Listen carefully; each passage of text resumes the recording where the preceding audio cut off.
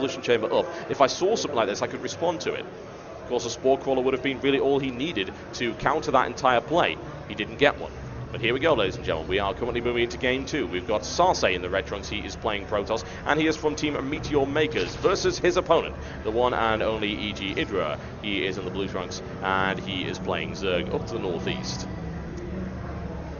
So we didn't really get too much of an opportunity to see SaSe's metal, I suppose, because IdrA gave up immediately on seeing the Dark Templar warp in. The proxy pylon was down in the corner, and I have to apologize indeed to SaSe for not using that probe for anything else. It was smart. The last thing he wanted to do was actually alert IdrA to the presence of that probe that was hidden in the corner for a good 5 minutes at least, and then was able to place the proxy pylon in a perfect position. SaSe, in the meantime, pushing forward for a quick bit of scouting action and most likely to deny an expansion from his opponent. Very easy to do on Xel'Naga Caverns. IdrA evidently confident on Xel'Naga Caverns since he did pick this map.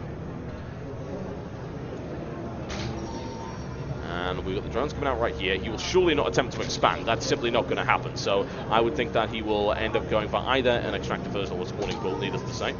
As to which, it's questionable. It really depends how he feels today. SaSe gateway coming down on 13 supply.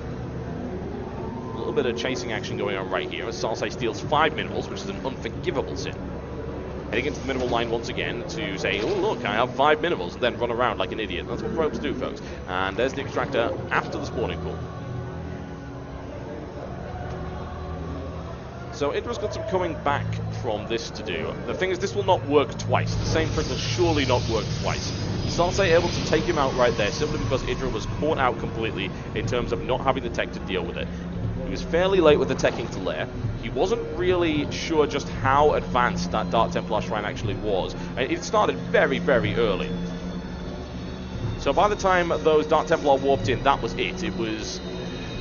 I wouldn't really say it was game over, if I'm totally honest. He would have definitely conceded at least one expansion. A quick evolution chamber and a Spore Crawler might have helped. Especially if he'd started building it immediately upon spotting it. But he decided to go lair instead, which of course takes much longer. And then you have to morph in an Overseer to actually spot those Dark Templar, which didn't seem like the right thing to do. But once again, it's very hard to deal with, so I can hardly blame him. Assimilator up right now for SaSe, and there's the cybernetic score. Not aggressive at all initially. Chrono boosting this one out.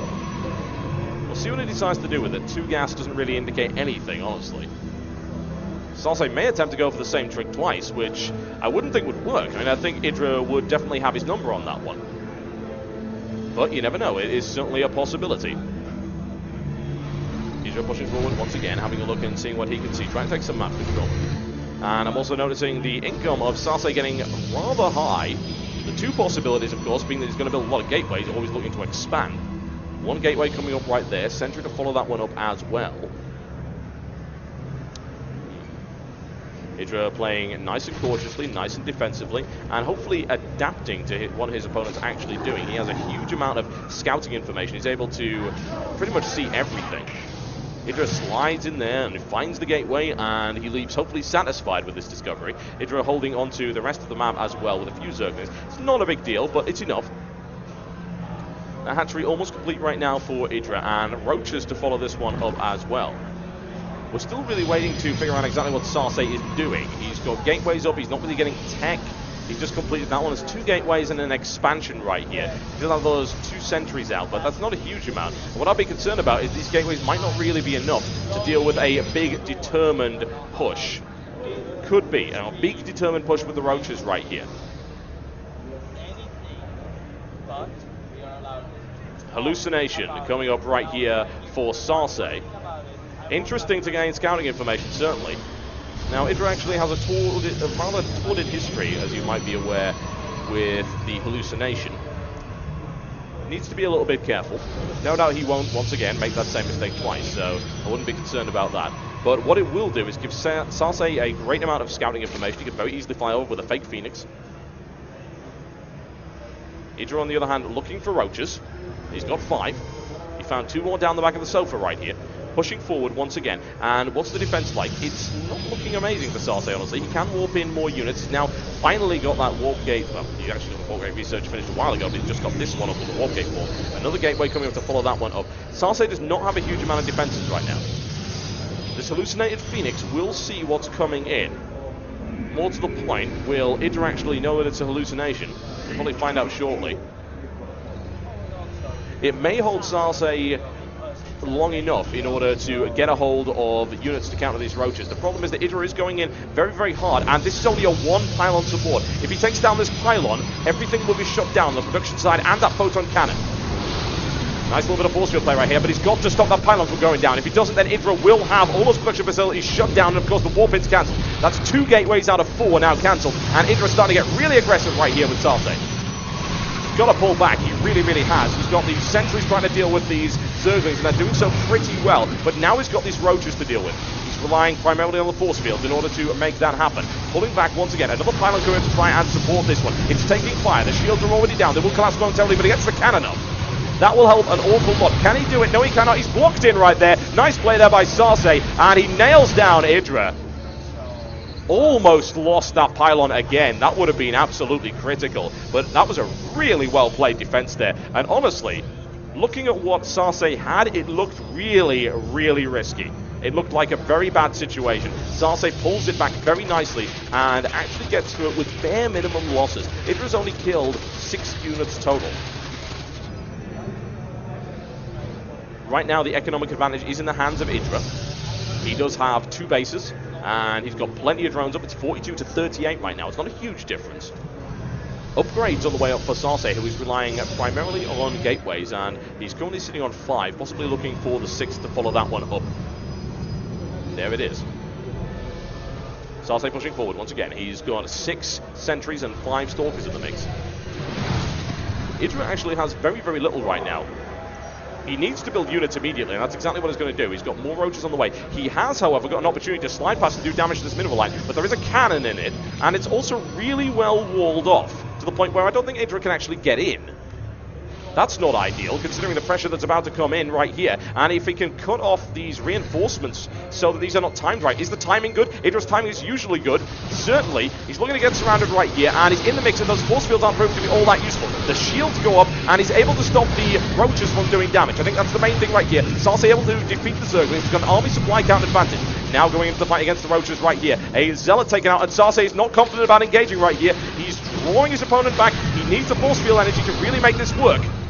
IdrA continuing with the pressure right here. Can he pick up another sentry? That's what he's looking for right now. Barely any health left. 2 more shots will take that one out. And SaSe backing off, looking to regroup and counterattack. And here it comes. IdrA being drawn out of position. A very nice play there by SaSe. And if you can divide him with small force fields, that'll be even better. Big fire coming down right here. He loses the sentries. A couple of Zerglings come in to reinforce. That's not enough. IdRA's force is getting annihilated right here, but SaSe is taking losses. Additional reinforcements streaming in right down for the back. IdrA backing away as quickly as he can. Army supply still in favor of SaSe right now. Tech is on its way up. We've got Lair already halfway complete for IdrA, who is continuing with this aggression against these Stalkers. Stalkers are having none of that, though. There's a good number of them, and they're streaming across the field. The thing is, it's very, very risky because, of course, he ends up getting charged by that, and he doesn't really have the sentries to deal with those Zerglings. So that's a very aggressive counter push there by IdrA, but he is being pushed back once again. He must do something about this. Another expansion coming up on the gold minerals by the looks of it, and this time around, big fire raining down on IdRA's base.